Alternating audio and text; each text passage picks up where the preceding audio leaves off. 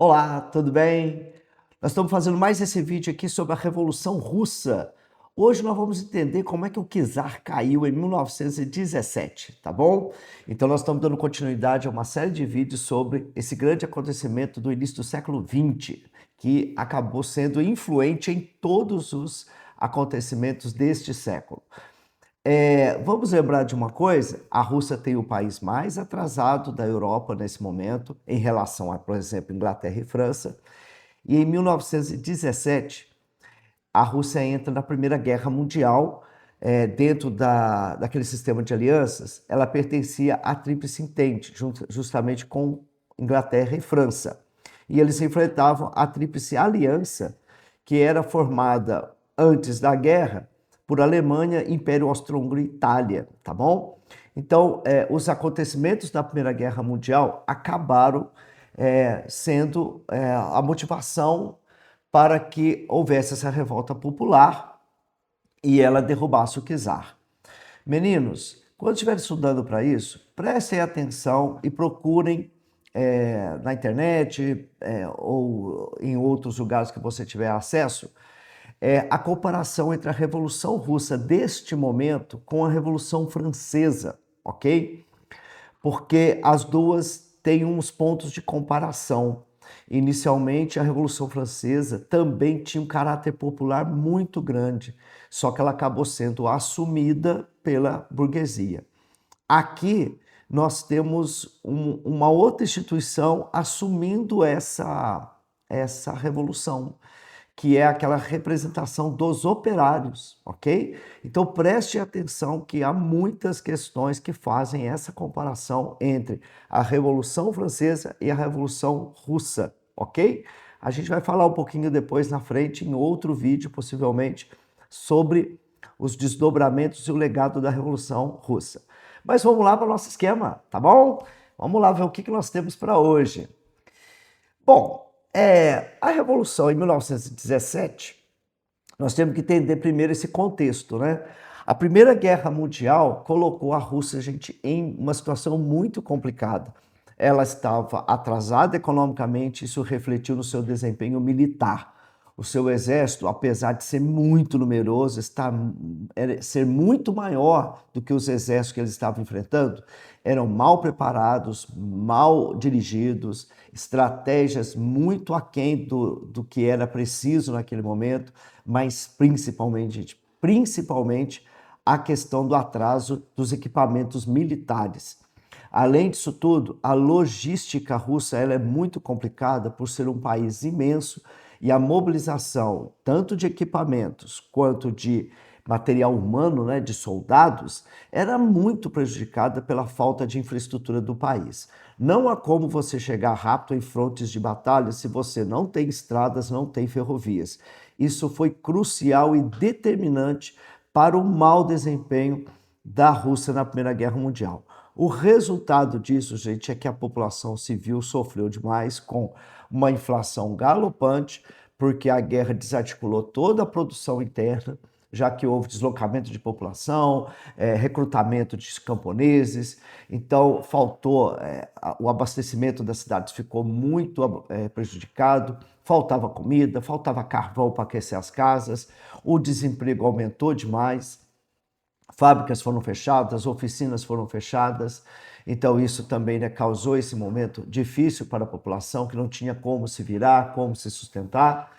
E os poucos operários que tiveram, gente, eles tiveram muitas manifestações, né, fizeram muitas revoltas, distribuíram cartazes, se revoltaram, se organizaram. Greves também foram deflagradas nesse momento. E essas derrotas, gente, trouxe um mal-estar, uma queda na autoestima, uma queda da moral da população frente a uma situação que eles começaram a questionar o porquê e, principalmente, direcionaram todo o seu ódio, toda a sua frustração para o czar. Isso ficou insustentável, gente, em fevereiro de 1917.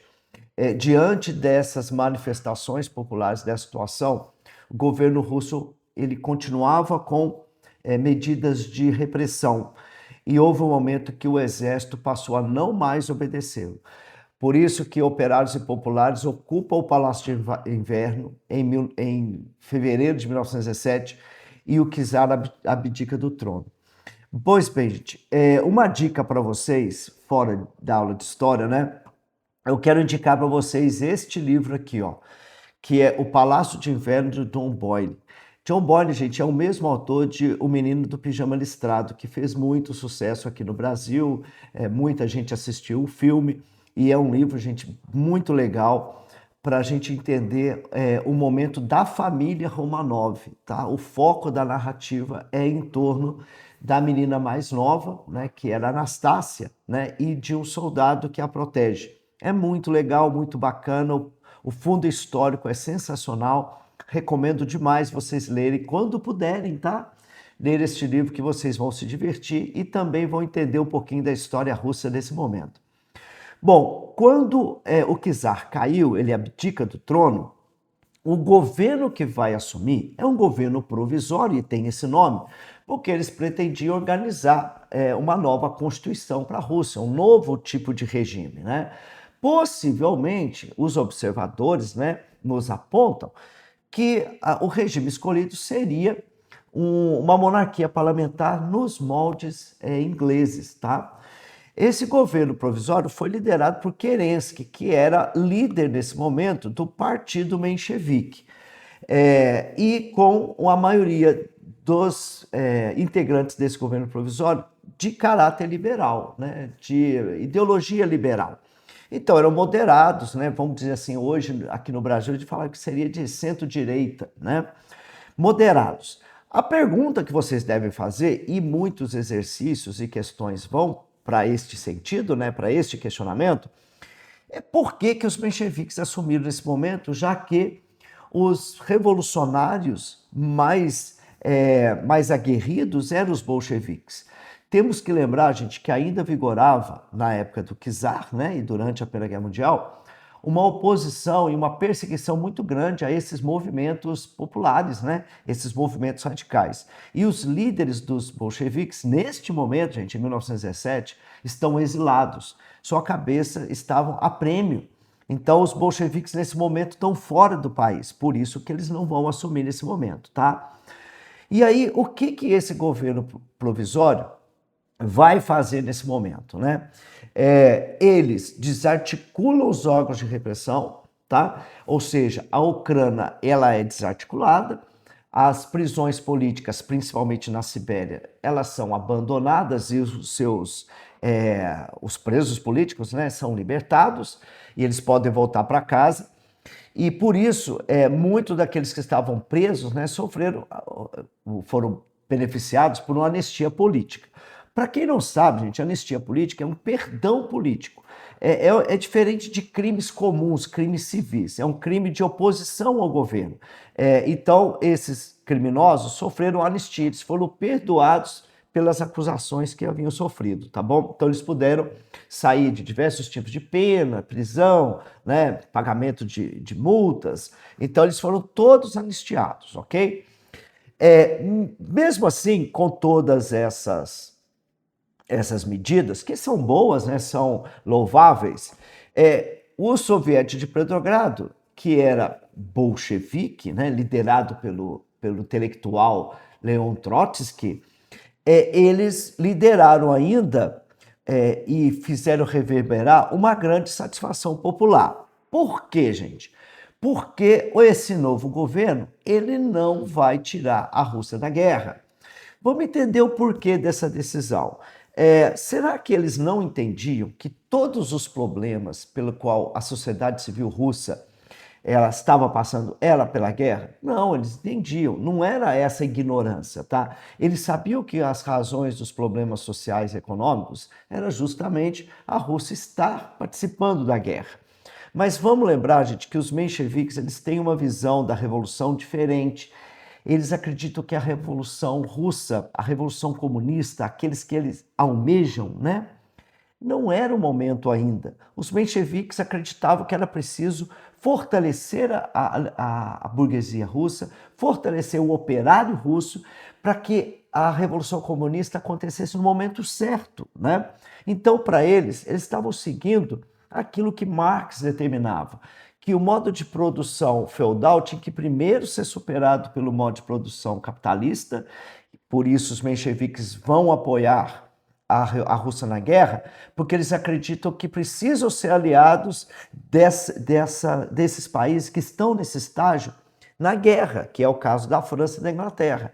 Por isso que eles apoiam a burguesia e apoiam as causas da Primeira Guerra Mundial, né? Que é uma guerra burguesa. Então os mencheviques entendem que nesse momento a Rússia tem que acompanhar esse movimento, tá? Para que no futuro, num médio prazo, a Revolução Comunista possa acontecer com sucesso, tá? Mas não é essa visão que os bolcheviques têm.